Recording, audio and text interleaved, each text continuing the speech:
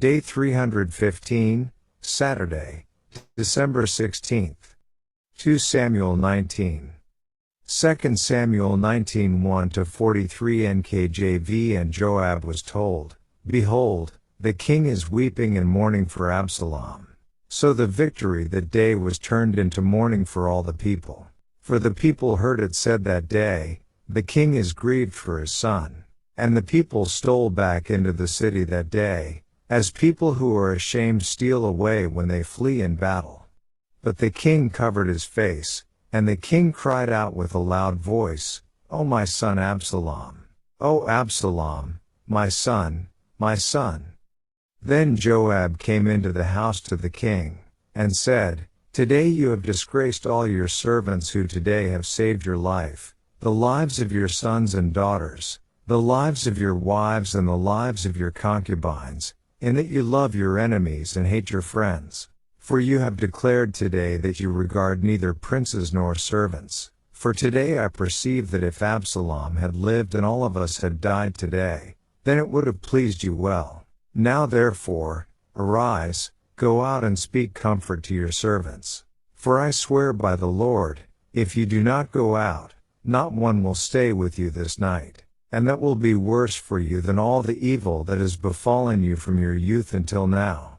Then the king arose and sat in the gate, and they told all the people, saying, There is the king, sitting in the gate. So all the people came before the king.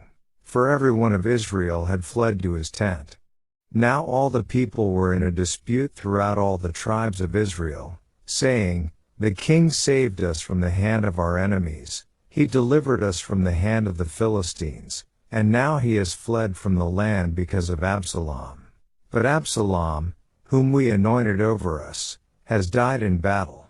Now therefore, why do you say nothing about bringing back the king?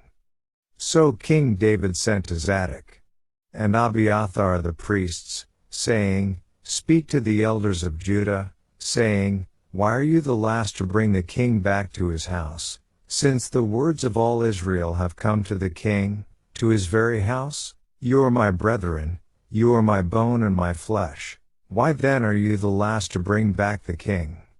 And say to Amasa, Are you not my bone and my flesh? God do so to me, and more also, if you are not commander of the army before me continually in place of Joab. So he swayed the hearts of all the men of Judah, just as the heart of one man, so that they sent this word to the king, Return, you and all your servants. Then the king returned and came to the Jordan. And Judah came to Gilgal, to go to meet the king, to escort the king across the Jordan. And Shimei the son of Jerah, a Benjamite, who was from Bahurim, hurried and came down with the men of Judah to meet King David. There were 1,000 men of Benjamin with him, and Ziba the servant of the house of Saul, and his 15 sons and his 20 servants with him, and they went over the Jordan before the king. Then a ferry boat went across to carry over the king's household, and to do what he thought good. Now Shimei the son of Jerah fell down before the king when he had crossed the Jordan. Then he said to the king, Do not let my lord impute iniquity to me, or remember what wrong your servant did on the day that my lord the king left Jerusalem, that the king should take it to heart. For I, your servant, know that I have sinned. Therefore here I am, the first to come today of all the house of Joseph to go down to meet my lord the king. But Abishai the son of Zeruiah answered and said, Shall not Shimei be put to death for this, because he cursed the Lord's anointed? And David said, What have I to do with you, you sons of Zeruiah, that you should be adversaries to me today? Shall any man be put to death today in Israel? For do I not know that today I am king over Israel? Therefore the king said to Shimei, You shall not die. And the king swore to him. Now Mephibosheth the son of Saul came down to meet the king, and he had not cared for his feet, nor trimmed his mustache, nor washed his clothes, from the day the king departed until the day he returned in peace. So it was, when he had come to Jerusalem to meet the king, that the king said to him, "Why did you not go with me, Mephibosheth?" And he answered, "My lord, O king, my servant deceived me. For your servant said, I will saddle a donkey for myself, that I may ride on it and go to the king, because your servant is lame.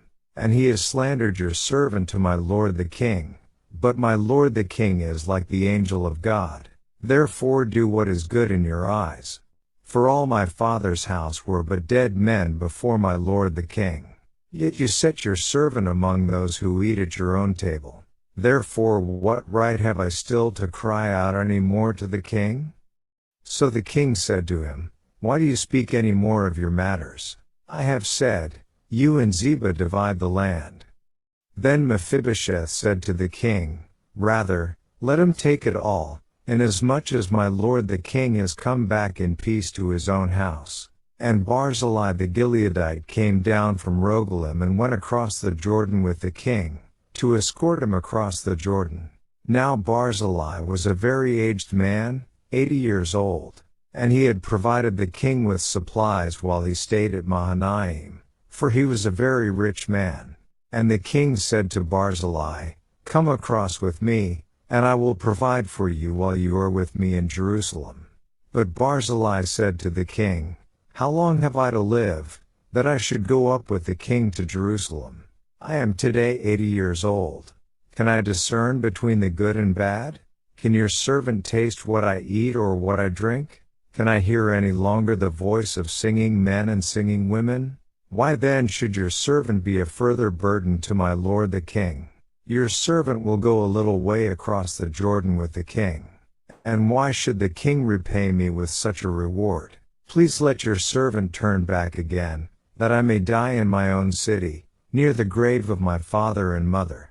But here is your servant Chimham. Let him cross over with my lord the king, and do for him what seems good to you." And the king answered, "Chimham shall cross over with me, and I will do for him what seems good to you. Now whatever you request of me, I will do for you." Then all the people went over the Jordan. And when the king had crossed over, the king kissed Barzillai and blessed him, and he returned to his own place. Now the king went on to Gilgal, and Chimham went on with him. And all the people of Judah escorted the king, and also half the people of Israel. Just then all the men of Israel came to the king, and said to the king, "Why have our brethren, the men of Judah, stolen you away and brought the king, his household, and all David's men with him across the Jordan?" So all the men of Judah answered the men of Israel, "Because the king is a close relative of ours." "Why then are you angry over this matter? Have we ever eaten at the king's expense, or has he given us any gift?" And the men of Israel answered the men of Judah, and said, "We have 10 shares in the king, therefore we also have more right to David than you. Why then do you despise us? Were we not the first to advise bringing back our king?" Yet the words of the men of Judah were fiercer than the words of the men of Israel. Daily Deep Dive, the UCG reading program states, hearing news of the victory of his own forces, David's immediate concern is, nevertheless, for Absalom. On learning of his death, David slumps into grief and mourning. The fact that he is inconsolable spreads through the troops. Joab marches into David and tells him that such behavior is insulting to all his soldiers. 19:5-6. Indeed, the victorious fighting men do not come back to Mahanaim with fanfare or a ticker-tape parade. Rather, they sneak back into the city trying to escape notice. This is sadly pathetic, and Joab is right to point it out to David. The king responds by taking his seat in the gate of the city, the place of civil government where judgment is typically rendered. The statement that all the people came before the king, verse 8, implies that David is following Joab's advice by expressing appreciation to them for their loyalty and help during the recent fighting. The desire to restore David to power is not universal. While many of the people are calling for it, there is a reluctance on the part of those in the nation's leadership to call David back to Jerusalem. Verses 10-12. Perhaps they fear David will take revenge on Absalom's supporters. So David orders the priests to begin encouraging the elders to support his return, which they do, and David returns to his capital. In the meantime, David assigns his nephew Amasa, Joab's cousin, the job of commander over the army in place of Joab. By appointing the man who had been commander of Absalom's army to head the combined forces, he secures the allegiance of those who followed Absalom. Furthermore, Amasa also has influence among the leaders of Judah. All of this is helpful in uniting the kingdom. At the same time, Joab is, in some measure, punished for all the crimes he has committed, including the recent one of disobeying David's direct orders about not harming Absalom. Upon coming back to Jerusalem, David demonstrates great restraint in his clemency to Shimei, binding himself with an oath not to harm the man. He apparently still sees Shimei's actions as somewhat justified, and he wants the civil war to be completely over with no more bloodshed. However, on later reflection, David will apparently come to see this whole situation differently. He originally looked upon Shimei's cursing as ordered by God, 2 Samuel 16:11. However, Shimei's cursing was over David usurping Saul's throne, a complete falsehood, rather than over David's real sins. At some point, he will decide that Shimei should be executed for his crime of cursing the king, yet David won't be able to do this because of his oath. Therefore, he will order his son Solomon to deal with Shimei, 1 Kings 2:8-9, 1 Kings 2:36-46. David also restores Mephibosheth after he explains his position on what happened earlier.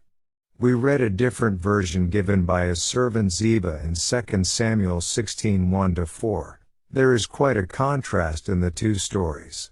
Mephibosheth's story makes sense, and yet Ziba really did put himself in mortal danger from Absalom.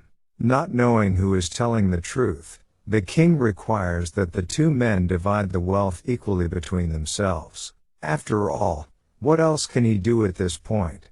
We are told in the scriptures that one should not decide a matter before hearing both sides, that the first one to present his case often seems correct until the person on the other side has his say. Proverbs 18:13, Proverbs 18:17. David had not originally followed these principles in this situation. Concerning 2 Samuel 19:37-38, Chimham is evidently Barzillai's son. See 1 Kings 2:7.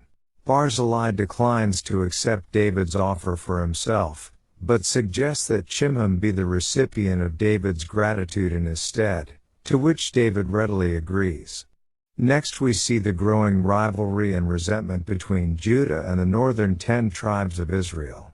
The following chapter will show how a certain Sheba takes advantage of the widespread instability, suspicion and bitterness to lead Israel in a revolt against David and Judah. 2 Samuel 19:40-43. And, verse 43, John Gill's commentary states, "Not those that are here recorded, but what followed, and are not written, being so very warm and indecent, and David being silent in this hot dispute between them, which was interpreted taking the part of Judah, the men of Israel were incensed at it, and hence arose a new rebellion, of which more in the next chapter how it began, and was crushed, and